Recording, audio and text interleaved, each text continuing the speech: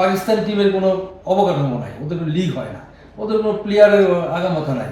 ওরা যদি ওদের সাংগঠনিক দক্ষতা, এটা আমি বলবো ওদের ফেডারেশনের সাংগঠনিক দক্ষতা, কিন্তু ওইখান থেকে তো আপনাদের দক্ষতা আরো বেশি থাকার কথা। কিন্তু আমরা কেন পারি না, এটা আমার প্রশ্ন।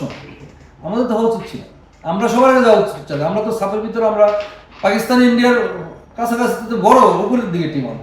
আমরা চেষ্টা করবো আগে, যেহেতু আমাদের লিগ হয়, আমাদের বড় ইনভেস্টমেন্ট আছে বাংলাদেশের ফুটবলে, আমাদের চেষ্টা চেতনা অনেক বেশি। আমরা সাপ বাদ দিয়ে আমরা এখন ওদিকে গেলে আমাদের টিমের স্ট্যান্ডার্ড বাড়বে। Gold's Gym across 30 plus countries with over 700 plus locations worldwide. Train anywhere, belong everywhere. স্বাভাবিক কারণে, কারণ লাস্ট কতগুলো ম্যাচ আমরা ভালো খেলেছি, আমরা এশিয়ান কাপ কোয়ালিফাইং রাউন্ডে ভালো খেলেছি।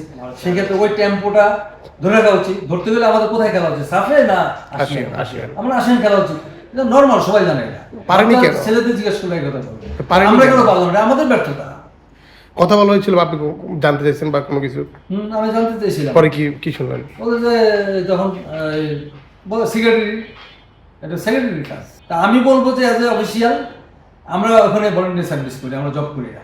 তাদের job to look after for future, এবং ভবিষ্যতে ফুটবলটাকে কোথায় নিব তাদেরও চিন্তা চেতনা থাকা উচিত। শুধু আমরা অফিসিয়ালদের, আমরা তো আমাদের এত খেয়াল থাকে না। এগুলো অফিসিয়াল চিঠি চালাচালি, চিঠি আনা নেওয়া সব কিছু, কিন্তু এগুলো আসে কিন্তু কোথায়? সেক্রেটারির ডেস্কে আসে, সেক্রেটারির কাছে সব কিছুই আসে।